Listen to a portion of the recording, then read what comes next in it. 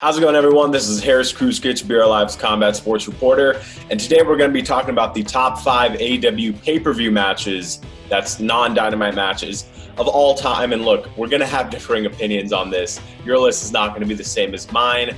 Comment down below if you'd make any changes to my list. But without further ado, here's my opinion on the top 5 AEW pay-per-view matches of all time, and let's get to it.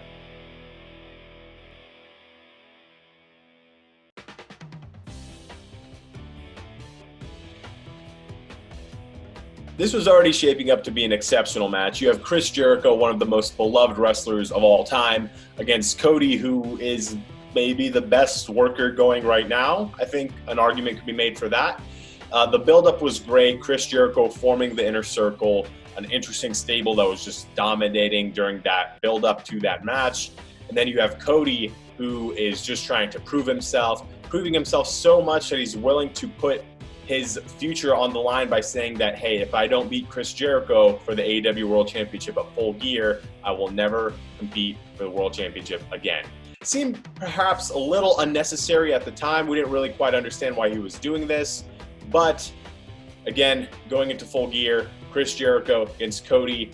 MJF is in Cody's corner. MJF was with Cody through thick and thin. The whole build-up through. He even helped Cody when he punched his fist through the glass of Chris Jericho's suite, and then they brawled in the concourse. He was there for all of it. And during the match, it was a bit of a slow burn, the match itself, but it was kind of painful for Cody. At times, it was kind of tough to watch because Chris Jericho was dominating him so much. Then in that last sequence, when Chris Jericho put Cody in the walls, and Cody's begging, MJF, you can see him on the ringside. He's like, what do I do? And then he throws in a towel. Ref calls for the bell, and that's that. MJF is distraught, sad, crying almost, trying to beg Cody for his forgiveness. Cody's just saying, why did you do this? Why did you do that? It was all very emotional and heartfelt. And then Cody finally apologizes, or accepts MJF's apology, I should say. And MJF just kicks him in the groin.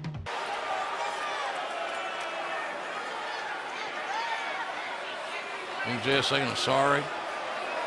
Oh! What the hell? You little bastard! What'd you do that for? I'll be damned. And I think that was one of the most... look, we saw the heel turn coming from a mile away, but I think that was one of the most interesting ways that AEW could have done that. And you just had so many emotions against MJF at the time, and that's what wrestling is about. It's supposed to bring out emotions in you, and I think that did that. And MJF turning his back on Cody. The aftermath itself was interesting as well. MJF explaining himself because he was just saying that Cody was trying to keep him under his thumb and not letting him grow. And that's an intriguing aspect to this, because typically I think when we see the heels, we automatically assume, okay, well, they're just the bad guys and they're the bad guys through and through. But with something like that, it's like, does MJF have a point maybe? And it was tough to almost kind of not side with MJF and not side with his actions, but understand him. And I think that that's the beauty of storytelling. And I think this was one of the best stories that was told by AEW so far. Just really, really interesting. I loved how they put it together. The heel turn by MJF was really, really well done, even though anyone could have seen it coming. I thought the emotion felt genuine, and man, that was just great, great wrestling, and why we love wrestling in a nutshell.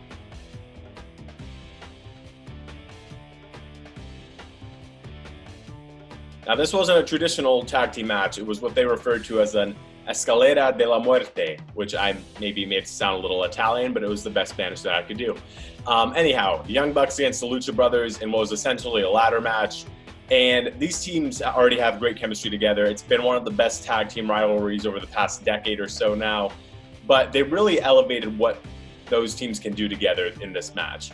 The spots were insane, as you would expect in a ladder match. But the one that'll always be talked about is Pentagon Jr. taking one of the Young Bucks up a ladder and then sunset flipping him through a table. It was just one of the biggest, drop your jaw moments in AEW history so far. The match didn't end there, surprisingly enough. I know some people wish it had ended there. They kept going for a little bit, but ultimately the Lucha Brothers did retain their AAA Tag Team Championships. It was an amazing match. I think the best part about it is that it really solidified AEW's seriousness in having the best tag team division in the world.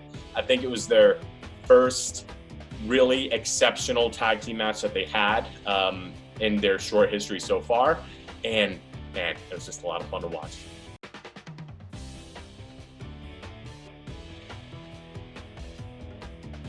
Man, where do you start with this match? I mean, Kenny Omega, Jon Moxley in a lights out match. Now, this might be the most controversial pick that I have on my entire list because it's not for everybody. Not everyone is going to like this match. In fact, some people probably hate this match.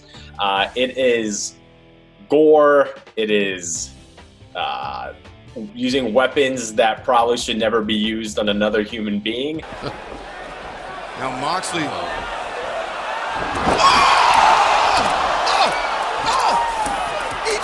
Each snap. Oh, that's a first for OJR, folks.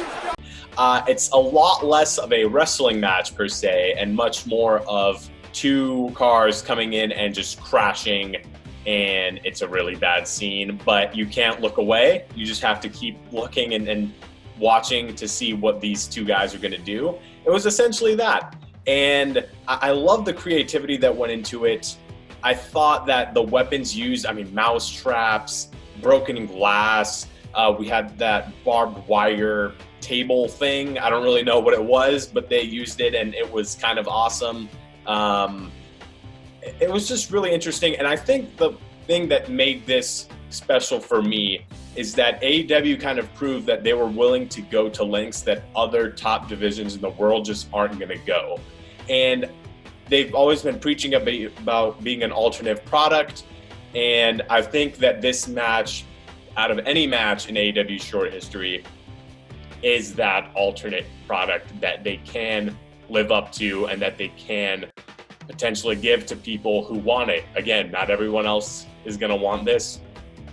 There are going to be people that just probably didn't even watch this match, just turned it off because they knew what these guys were going to do to each other. But other than the match itself, I thought the build-up to the match was just as spectacular. Obviously, Kenny and Jon Moxley were supposed to face each other at All Out. That didn't happen because Jon Moxley got a staph infection while wrestling in Japan. Kenny took that and called Jon Moxley out for months, delivered seething promo after seething promo. I mean, it was some of Kenny Omega's best work up to this point at AEW. He wanted to know what it was like to live a month in the life of Kenny Omega's shoes, in the excitement of being a free man. You called it a paradigm shift, right? That was cool, like you're going a shirt. And then you went to Japan. How did that tournament go in Japan? Did you win? I know that I did. First try, got the shirt to prove it. You decided to start wanting to check off all those boxes on that bucket list of yours. Did anyone really talk about you in Japan? Did I go to Japan and wrestle 24 days of the month before fighting you?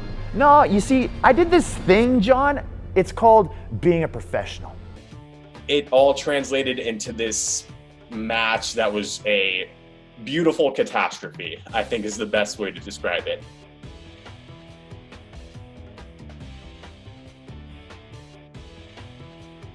And here we are to the greatest tag team match, not just in AEW history, but in my opinion, one of the best tag team matches ever. Kenny Omega and Adam Page defending their AEW Tag Team Championships against the Young Bucks, their fellow elite colleagues. I thought the build-up to this match was great. The growing divide between Adam Page and the rest of the elite members is awesome. Adam Page wanting to kind of be his own person and leave the elite. The Young Bucks being kind of annoyed by Adam Page wanting to do that and saying that, I think it was a quote from Matt Jackson in the build-up saying Adam Page was just a jobber at Ring of Honor before he met the Young Bucks and joined the Elite. I thought that was great. I thought it was a great way to kind of bring together their long history together and show that this didn't really make sense to them that Adam Page was trying to leave. Anyhow, the match itself, non-stop action for 30 minutes. It was crazy. The Revolution crowd was going insane during this match. At the end, Adam Page and Kenny Omega, I think they've turned out to be an amazing tag team. I know they didn't really tag team a ton before coming to AEW, but you wouldn't be able to tell that just by looking at this match. I thought they were phenomenal. I thought the chemistry, obviously, with the Elite members was going to be good, but this was phenomenal. This was more than I think most people could have really expected. And my favorite part, I love the little tease of Adam Page potentially turning on Kenny Omega at the very end there. Looked like he was going to go for the discus lariat and then just kind of, brought Kenny Omega over, let him out of the ring. And that was that. Just planting a little seed for the future, and we'll see what happens. But I love this match. I thought it was incredible. I thought the build-up was great. It was just tag team excellence.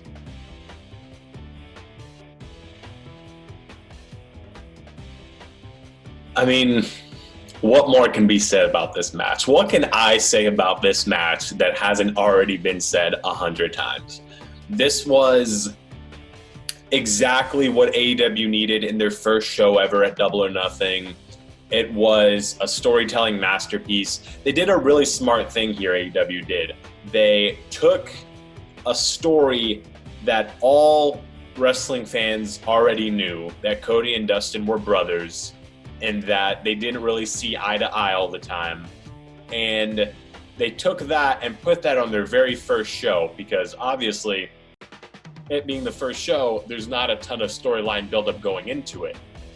So they took what everybody knew, and they took something that was real and that was effective and that people could relate to, and they put it on the first show. And what did they do? They made it the match of the year, and they gave us the moment of the year when Cody and Dustin reconciled at the end. But the match itself, it was a great pace, and it made a lot of sense towards the end because Dustin's age essentially just caught up to him. And Dustin's age was a huge story heading into the match. Some people thought, you know what, this could be Dustin's very last match. It could be his retirement fight to fight Cody, his brother, one last time, and then, go into the sunset. But towards the end, Cody cut that promo. It was moving, heartfelt, real, anything you want to say. And I think a lot of wrestling fans will remember Cody's last words of that promo for forever, maybe. But Dustin, I don't need a partner. I don't need a friend.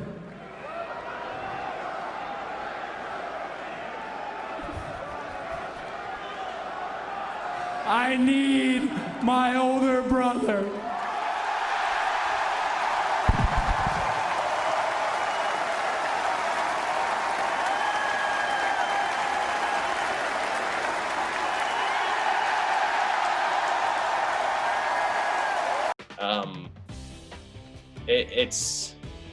It's matches like that make you really happy to be a wrestling fan.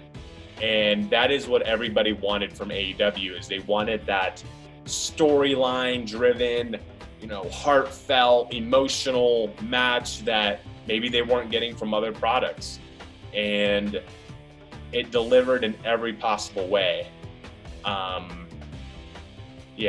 match is one of the best of all time. I think we can agree. I would say it's probably far and away number one. Kenny Omega, Adam Page against the Young Bucks is close, but Cody versus Dustin, exceptional. So there you go. Those are my top 5 AEW pay-per-view matches of all time. Do you agree? Do you disagree? What would you change? Let us know down below in the comments.